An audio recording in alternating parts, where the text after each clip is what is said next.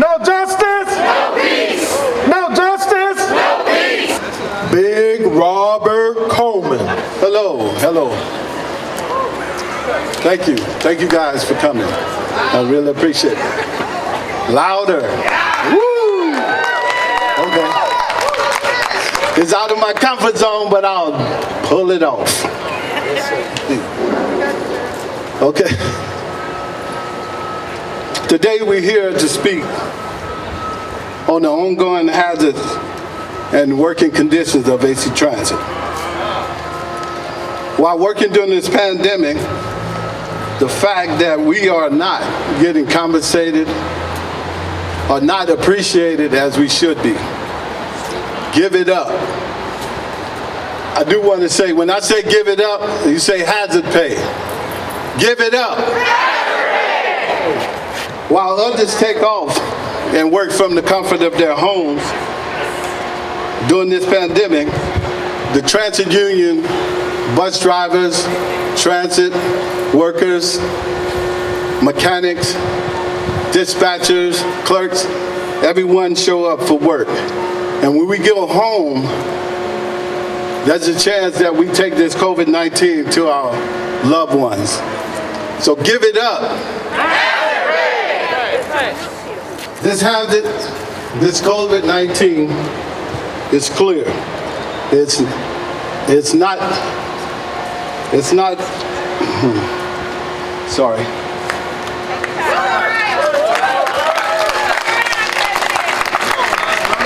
All right. This hazard pay is needed, wanted, and deserved. This COVID-19 is real. It's not just physical, it's also mental. Even the government recognized that the sacrifice of transit operators and workers do it every day unselfishly. The hazard pay not only helps during the COVID times, but will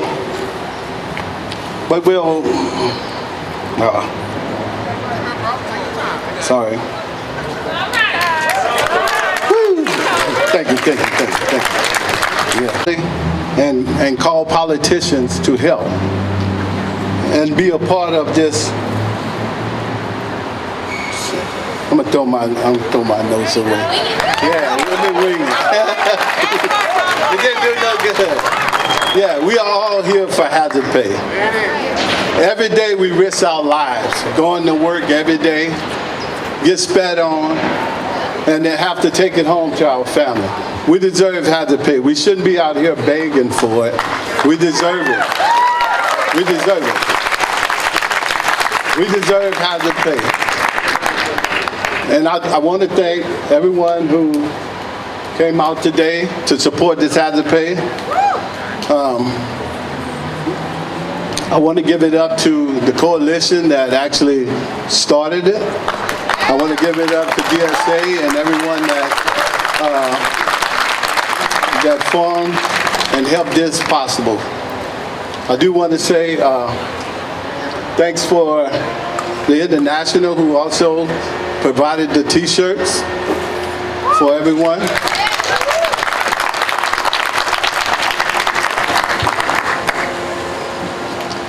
And I definitely want to say that we deserve to have the pay. We know that AC Transit has the money. Give it up. Give it up. Give it up.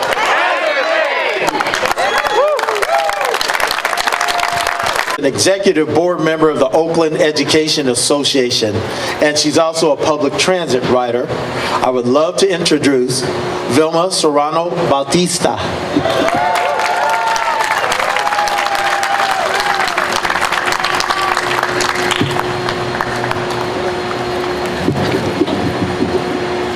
Thank you. Good afternoon, everyone. My name is Vilma Serrano, and I'm a teacher here in Oakland, an elected leader in the Oakland Education Association, and a lifelong transit writer. I rely on AC Transit to connect me to the many different parts of my life, from work to home, to social activities to union organizing activities. I've learned a lot through the numerous short chats with bus drivers, as well as through my work with the People's Transit Alliance, and about the working conditions of that frontline workers face, and have found numerous comparisons to the working conditions of teachers. Long hours, insufficient pay, health issues from having to go long stretches without using the bathroom, and being first-hand witnesses to the crises in our society: poverty, inadequate access to health care, and the lack of affordable housing. Witnessing it all while completing our day-to-day labor. And this was before COVID. COVID brought to the forefront the labor that truly moves our communities, the crucial and previously invisible work of many essential workers, such as transit workers. And for a time, the focus of the discussion around our essential workers was how heroic their labor is. But talk is cheap.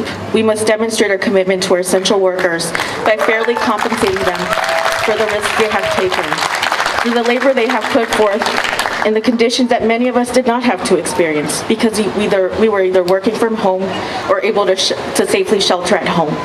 Throughout the pandemic, transit workers have continued to move their communities, risking their lives through their daily labor, either through driving the bus, cleaning the bus, preparing routes for the day, among many of the other transit activities that move a city.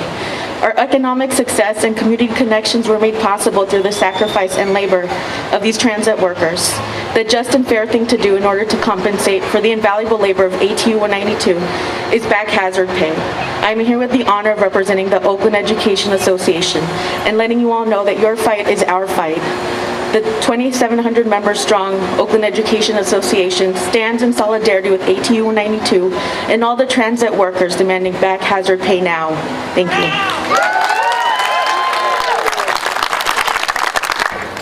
Our next speaker is from ATU 192, rank and file operator from Division 3.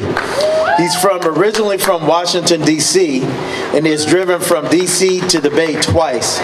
He is also a former member of the Iron Workers Union Local 378.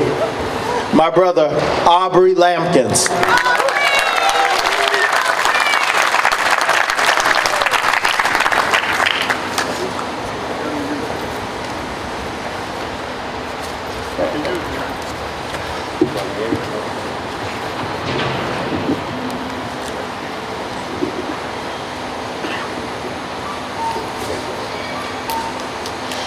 Good afternoon, I'm Aubrey Lampkins. I'm a bus operator and I've been at AC Transit going on 3 years now. I'm glad to be here and I'm glad to see everyone here supporting our cause. We are here requesting what is rightfully owed to us. We have and continue to serve our community during a pandemic. Just ask the Amazon worker, ask the cashier at the grocery store, the janitor at Kaiser, the dialysis patient, and so on and so on. We too are essential workers. And we too provide a valuable service. And just as numerous companies and corporations have fittingly compensated their employees for hazard pay during these trying times, AC Transit should follow suit. The district has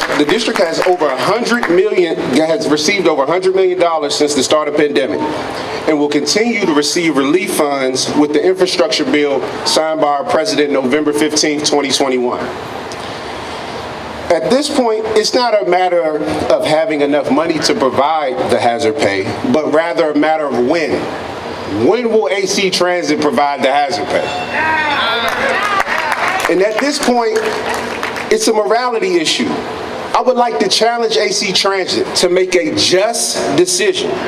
Show your employees how much you value them by compensating them for helping the Bay Area move when everything stopped.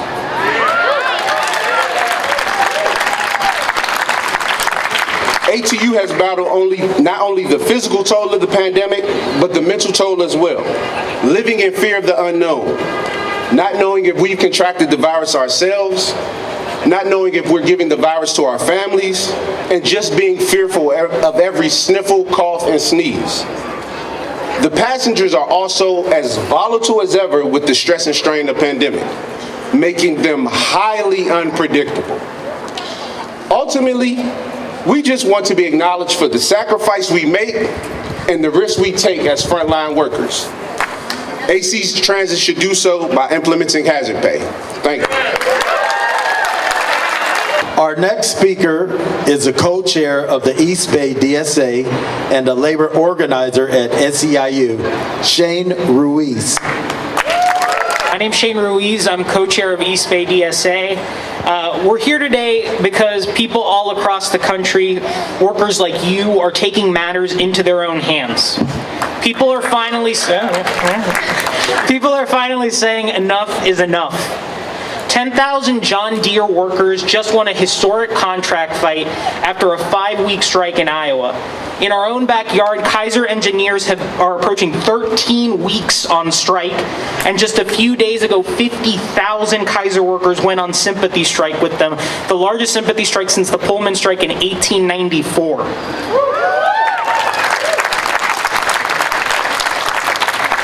DSA is here with you today for the same reason we rallied with you at Fruitvale Station 2 years ago now, which seems like yesterday to me, during your last contract fight. Because transit workers deserve more than just lip service. You deserve compensation for the risks you've faced all throughout the pandemic. Every day, all across the world, essential workers risk catching COVID or giving COVID to a loved one. Thousands of people depend on you to get to work and home safely every day, and that gives you power. The power to come together and demand our politicians actually implement policies that help ordinary people. And the power of your labor. The power to go on strike for the betterment of yourself and for your community. In the next year, there will be dozens of public and private sector contracts opening up, including yours and those of ATU 265 and TWU 250A. While each of these fights is important in its own right, if we come together across unions, we can coordinate our efforts and our resources, and we can all win more.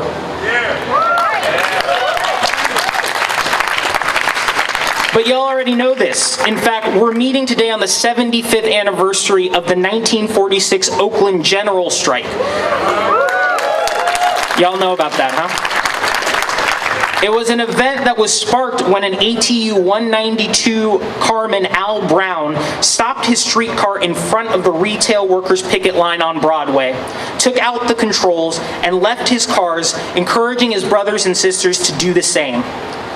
We have to remember that we stand on the shoulders of giants like Al Brown. You have to remember that you can be a giant like Al Brown.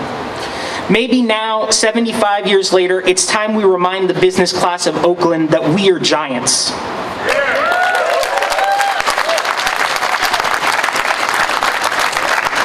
We need an AC transit system that works for Oakland's working class, and it will only happen if hundreds of ordinary people like you stand up and demand it. Not just demand it, but organize for it. Organize your union, join the organization that I represent, East Bay DSA, that helped organize this rally, and who's been beating down the doors at the AC Transit and VTA board meetings. An easy way all of you can do this today is by signing up for our rider canvas at Fruitvale Bar 2 weeks from today. You can do that. Lexi, can you stand up? If you didn't do it when you signed in, Lexi can sign you up right here. Go up to Lexi after we're done with speeches and she'll sign you up. When we did one of these canvases in September, riders were outraged when they learned that AC Transit had $110 million in the bank, but hadn't paid you a dime in hazard pay. I know we can count on every single one of you here today to sign up for this canvas. I'm full of hope because so many of you took time today out of your busy schedules. Thank you all so much. Can we get a little chant maybe? When we fight, we win. When we fight, we win. When we fight, we win. Thank you guys. 1555. He's been a train operator for 26 years in ATU and an amazing organizer and one of the leaders of the BART Workers United, Mr. Drew Powell. Good afternoon, everyone. I think all of us can relate to being overworked and underappreciated. And those of us that have been able to numb this pain with any degree of success in the past saw this threshold severely tested at the onset of the pandemic. Whether we're talking about billionaires and multimillionaires, corporations or agencies, this pandemic is not only lucrative, but a surefire way to gain leverage over working class people. Before the coronavirus pandemic, we had already been victims of another pandemic, the worldwide assault on workers by employers.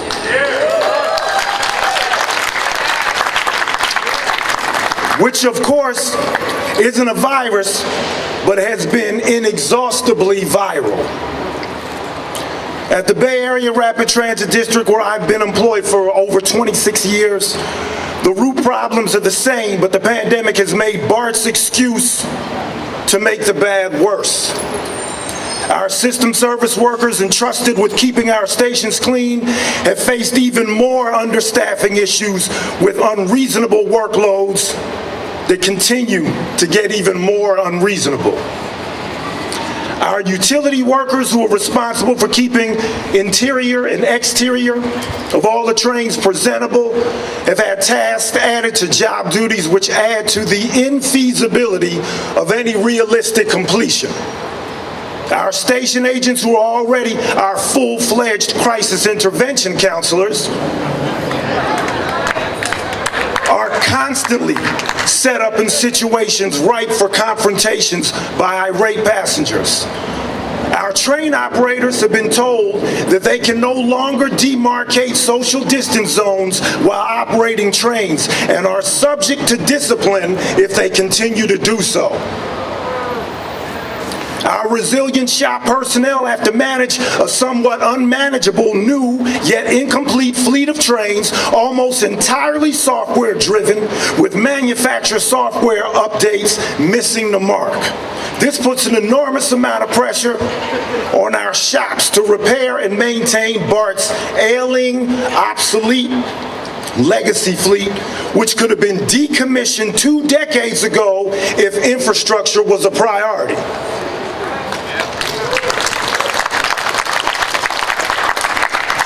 Our floor workers are not only faced with frontline duty, but many have to rely on their own creativity and tenacity to balance a low inventory of train cars as well as inadequate staffing.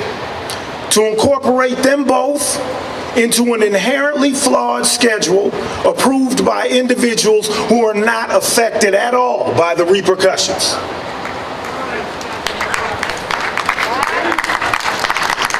The harsh irony is that all of these schedules that we as BART workers are required to adhere to produce recorded logs that management chooses not even to review when compromising with contact tracing lists, which of course would make them a lot more accurate if they did.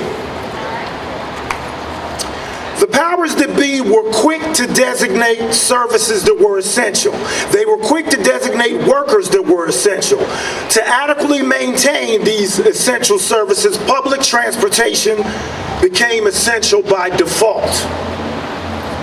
At some point during every board of directors meeting, you hear a manager expressing their appreciation for us. I've heard some even refer us as heroes. Well, many of us have been engaged in acts of heroism prior to the pandemic.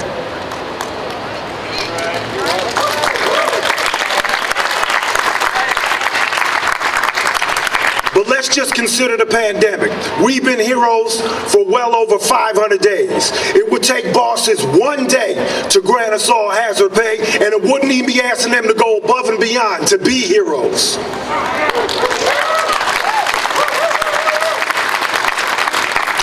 It would be only asking them to do what's right. Their consistent rhetoric is not showing us the appreciation that we deserve. I commend my extended union family at AC Transit, VTA, Muni, just to name a few, for their retro hazard pay proposals. We must keep in mind that as difficult as this fight is, just as anything else worth fighting for, we already have precedent-setting examples, like you heard earlier, to follow. Just like I was wholeheartedly inspired, this struggle will inspire others. It will reestablish commonalities with other workers we may not be as in touch with, and allow this to blossom into what it ultimately has to be, a revolutionary struggle.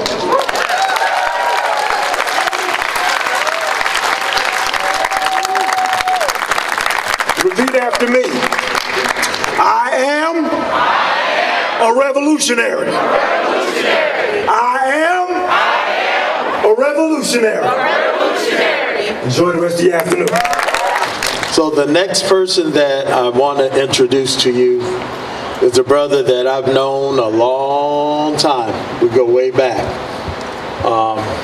This person is a founding member, along with myself, of the Bay Area Black Workers Center, was recruited by Dr. Stephen Pitts. This person was the financial secretary treasurer of Oakland Education Association and has done a lot of work in the community. We have done a lot of work together in our communities. This person is now the president of the Alameda Labor Council, which oversees 140,000 union workers. And this person, as president of OEA, organized a strike and helped them for a successful contract. My friend, a legend, Keith Brown.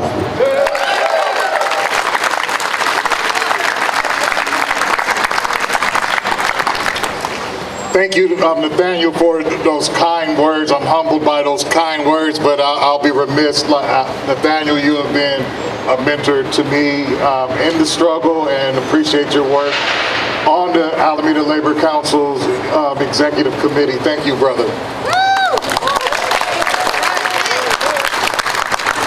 Good afternoon, everyone. And I'm here to send greetings of solidarity on behalf of Executive Secretary Treasurer Liz Ortega and 140,000 workers across Alameda County and the Alameda Labor Council. So, Labor family, hero is only a feel-good slogan that gets unmasked when workers demand more. We're here today because we demand action, not empty words. The labor, our sacrifices of transportation workers who kept economies moving during this pandemic. You, the AC Transit workers, made sure that during the pandemic and now, families had the transportation to travel to get outside of the food deserts, to go to the grocery stores to feed their families. You, the AC Transit workers, helped families and workers get the medicine that they needed. AC Transit workers, you got other essential workers to their jobs. And AC Transit workers, when the schools reopened, you made sure that the youth of Oakland, that the youth of Alameda County was able to go to school. So in honor of the service and the work of ATU workers, the family of labor, community, and riders call on AC Transit General Manager Michael Hirsch to meet ATU's demands for hazard pay. We know the money is there. You cannot build back better without our public transportation workers. Hazard pay for transportation workers now. Hazard pay for AC Transit workers now. What do we want? When do we want it? What do we want? When do we want it? What do we want? When do we want it? Thank you, labor family. I'm the new guy, as you can tell. Very new. What are we doing here, y'all? I did this once before, and I was good enough to be here again, but it just feels like we back in Montgomery for the bus boycott. For what? For hazard pay? I've been at work for the entire pandemic. I'm a service worker. I'm the guy that cleans the buses after everybody here goes home. I'm the guy.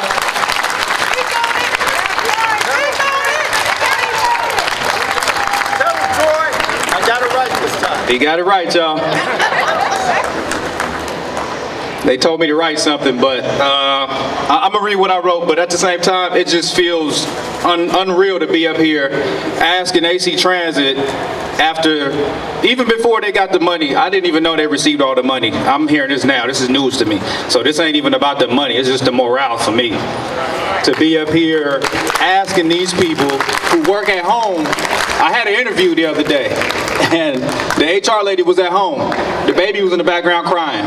They've been at home the entire pandemic, and I've been out here cleaning these buses, going home to my kids, my family sitting over here, worrying every night when I get home, am I gonna take something home to my family to get them sick? It's bad enough the hazard that operators deal with on a daily basis, let alone us as service workers. Y'all can't imagine the things I've seen on the bus. It's the bus, y'all. It's public transportation. When I was a kid, I did some things on the bus, but nothing like what I've seen cleaning the bus. I may have broken a window, did some graffiti, said something I wasn't supposed to, because of course my mama wasn't on the bus with me.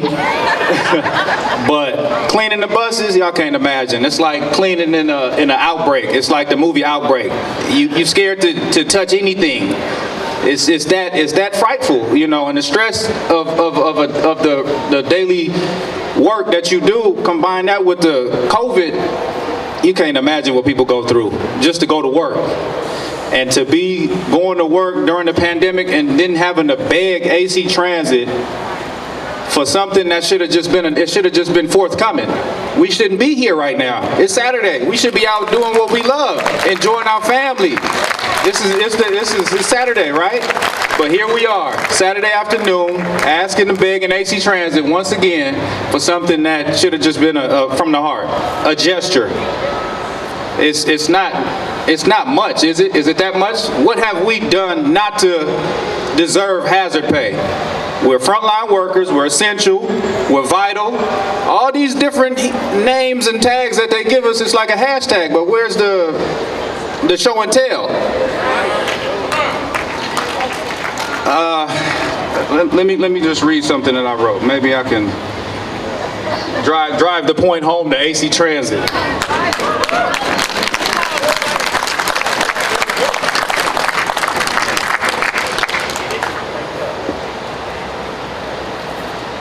Imagine having to clean up in an outbreak. It's life or death, dealing with bloodborne pathogens, needles, all types of bodily fluids. This is what I deal with, y'all. This is my life. Every day, my worry is that I'm gonna bring COVID home to my family, and the stress comes with worrying if I'm gonna get poked by a needle, someone's blood got on my clothes, and I just so happen to forget to clean up before I get home. Yes, sir, we hear you. You can't imagine feeling like you could be responsible for someone catching COVID and you being responsible for that person's death or illness, which causes death. There's no amount of money you could put on that. Nothing. There's no amount of money AC Transit can give me that's gonna have me worry-free of that burden. It's just a gesture. If we heroes, give us what we deserve. All the heroes I know are dead. I want to be alive. I want to be able to be alive and enjoy my family, take my kids, and do things that all of us want to do.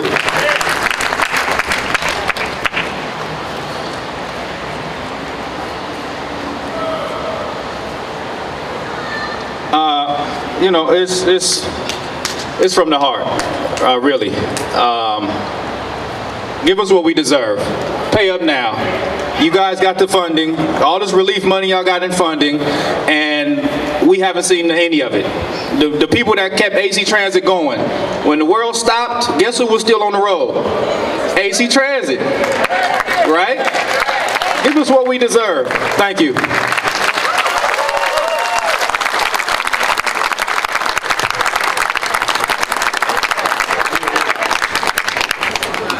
right, before we get to our next speaker, which is going to be actually a recording, I have a couple of asks, board of directors. And this sister here, she has done so much for working families and to make people's lives better. She sued Chevron when everybody else was afraid when she was over there in Richmond. Let me tell you something, this sister's powerful. She stood up, she showed up, and she showed the hell out. She sued them successfully, and they tried to get her out of office, but people power is more important than money power. My friend, my mentor, Javonga Beckles.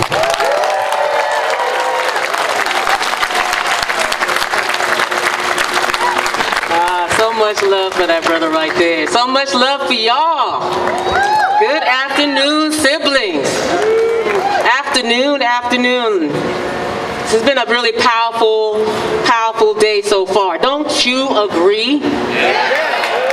You are powerful beyond measure.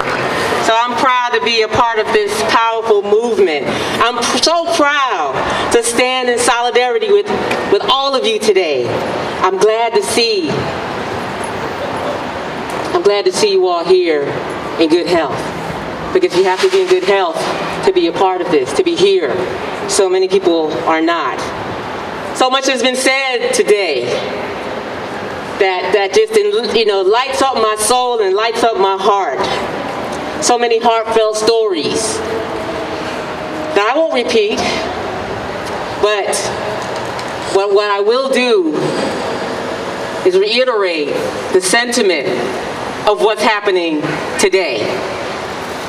So I thank you all. I thank you all so much for the service that you continue to provide our community in these challenging times. I'm here to support your fight for hazard pay. I'm here to support you because you deserve it. While workers like me, I had the opportunity. Teamsters, by the way, I'm a local 856, Teamsters in the house, solidarity with y'all. But yes, like workers like myself, I had the opportunity to work remotely. You all did not have that option. So I get it, I understand. While transit was itself an essential service, it was the connecting thread which helped to maintain all other essential services throughout the Bay Area. You all enabled folks to access food, to access healthcare services, and to get to work, to get to their employment. People of color and lower income folks who are most affected by this pandemic or the impacts of it were able to have the transportation they needed because you all showed up to work every single day. Thank you.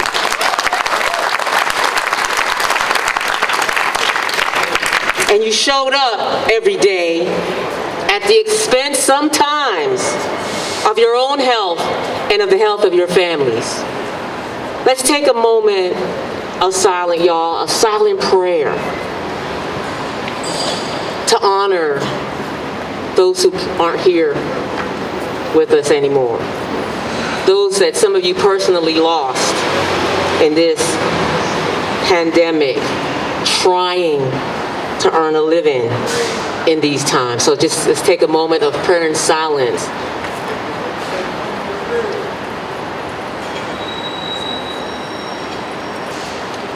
Thank you. Thank you that we can honor them. But you know what, y'all? You know what? We can honor all of those transit workers who are no longer here by honoring you who are still here.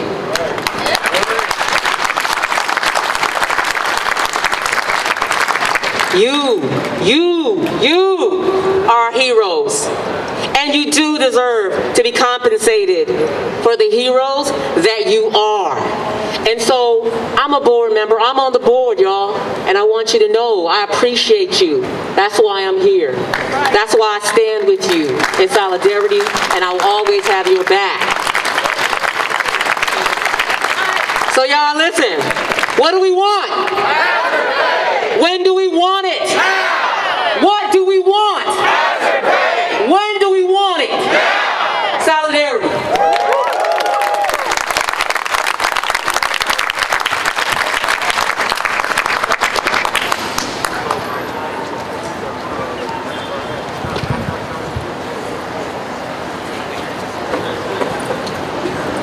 I want to introduce our next guest. For years, this person I'm about to introduce has been along with me in a lot of those fights when the other labor organizations went out on strike, came to their aid and helped supporting them financially, giving out flyers, attending rallies. This person has a heart and has a big heart. My friend, and also the financial secretary treasurer of ATU 192, Josette Moss. And after Javanka honoring our members, thank you, James. Got a little teary-eyed, so I did not write a speech, so I'm gonna go with my heart like I usually do. My name is Josette Aurelia Moss. I'm the financial secretary treasurer of ATU Local 192. I'm here with the president and the 2 assistant business agents for transportation and maintenance. I started 19 years ago as a service employee. Brother Troy, I know exactly what you're talking about. Laid off, janitor, laid off again, paratransit driver, and like the song says, started from the bottom, now I'm here. I was in every single department at AC Transit, okay? Maintenance, materials, clerical, and transportation. That's why I know the struggle. The issue that I'm having is in negotiations when we had our last leadership, we asked for hazard pay. We were in negotiations at the time we asked for it. And the district turned it down. They didn't even want to hear, see, nothing. So the reason I'm bringing that up is because when your leadership tells the ATU, our members, to stand behind us, that's what I expect. Okay? We will not have this problem now if our members stood behind the leadership back then in 2020. Okay? That's the history. That's what I have because of Yvonne Williams, because of Joyce Willis, because of Danny Marshall, because of Kennard Plummer, Eric Darby, people, Bill McComb, Jim Gardner, all these people before me gave me the knowledge. And that's what I give to my members. So we're here representing transportation, maintenance, materials, and clerical. The operators are out there every single day dealing with what? The public. The public. My maintenance workers cleaning the bathrooms. They're making them spray the bathroom, spray the building. No extra money. The service employees doing extra duties, not getting compensated. My clerical workers, they have to go to work every day while management stays at home sitting on their ass. And I don't appreciate it. Okay? My materials department, they're over here bringing in the gloves, the PPE. They're going in every single day. That's my members, who I represent. So I take it personal. Yes, I do. And I'm demanding for hazard pay. We're demanding for hazard pay. My members are demanding for hazard pay. But I also want to say, the part where I'm going to go there is with this. I have lost too many active members due to COVID. One,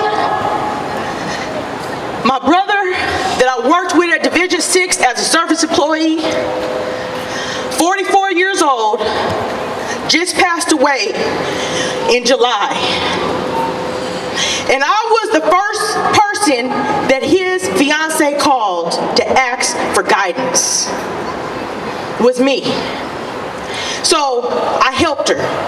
I'm the one getting the calls, telling them, call the district. They're calling me, why? Because the district doesn't answer the phone. The district doesn't check emails, but you guys are all working at home, keeping your same rate of pay, got your kids at your house, but you can't even sit up here and call somebody who lost their significant other. I got a problem with that. Okay? And then, to add insult to injury, my union brother caught it on the job with the person he was working with.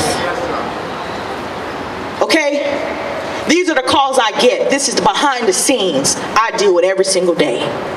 And then, because I always go above and beyond, I give them the knowledge about the contract language, how the leadership got our members more money for life insurance. Because why? No guidance, no direction from the district. Letting them know, you get more money now if they're active. And they want to fight that. Everything's a fight. So I'm just saying that I know my members deserve hazard pay. I need my members to know, I know your worth. We know your worth. But you gotta believe in us, and whatever we ask, please stand behind us. Okay? Thank you. I love everybody. Call me if you need me. My cell phone number is 925-698-2408. Okay? Because I work 24/7 for you. Thank you. I love you.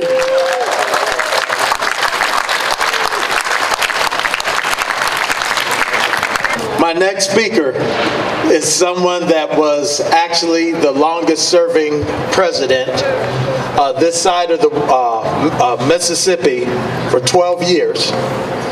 Is responsible for a lot of the benefits that we currently enjoy in our contracts. And it's someone that actually introduced me into the labor movement when I first got here. And it's been one of my mentors and happens to be one of my best friends. Miss Yvonne Williams, who is now currently the president of the retiree chapter of ATU 192. Yvonne.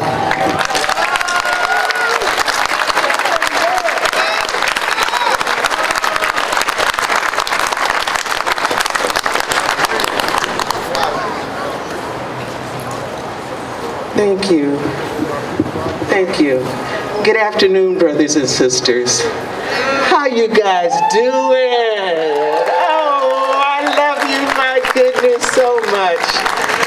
I didn't expect to speak, but it really doesn't matter, because what I have to say is not new. Transit workers, as long as I can remember, and I entered the industry in 1979. Transit workers have always had to fight, scrimp, and scrap for every single thing that they have in their contracts. Transit workers, you guys, trust me when I tell you I know.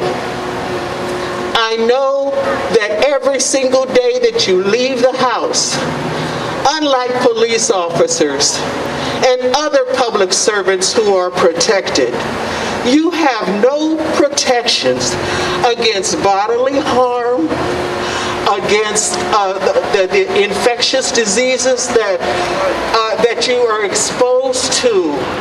And you have no protections against the particulate matters, matter that you're exposed to with the exhaust from not only the buses, which have been cleaned up over the years, but from the automobiles that you're constantly in traffic with. Now, what does that cause? It causes an early death. It causes heart disease, lung disease, cancer.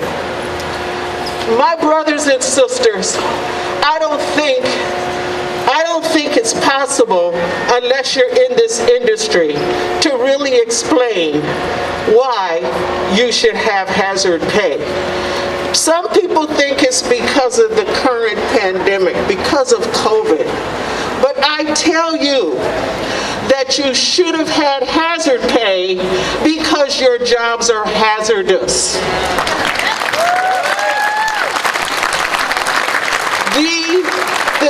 You would not believe how many people suffer from obesity, how many people suffer from cancer, heart disease, lung disease, diabetes. And I tell you, I can prove it because AC Transit did a baseline study through Kaiser on particularly AC Transit workers, just to find that all of those diseases that I just mentioned are escalated within the transit industry, particularly with AC Transit. So yes, AC Transit and the transit industry is a good place to be, and it is a good place to work. But it's a doggone dirty, doggone shame that at this point, AC Transit and the only board of director that could have the decency to come here today to support you is Javanka Beckles. That almost brings me to tears. That almost brings me to tears because you deserve so much more. God bless you. Keep fighting. Fight on. And if need be, I heard someone mention a general strike. Well, that is something that I've been just saying, well, maybe I hope it never has to go to that level. But I'm telling you, the general strike, I think it was 1946, that started near here, was started by an ATU 192 member who refused to cross a picket line. And this is the anniversary week of that particular strike. And before I'm too remiss and ridiculous, I want to give honor and thanks to the leadership of ATU 192. I want to give honor and thanks to the leadership of other local unions that are here today. And I want to give thanks and honor to those who are not transit workers who came out today to support transit workers in their quest to be able to receive what they should have received a long time ago. Keith, I didn't know you'd make it, Keith, but hi. But I will say this, and then I'll leave you guys, because I know you've been here a while. I don't want hazard pay to be confused with any other aspects of bargaining. It's a standalone issue of whether or not folks who risk their lives, and I mean on a daily basis, but folks who risk their lives should be appreciated and compensated by the companies that they work for. And in this particular situation, the transit companies.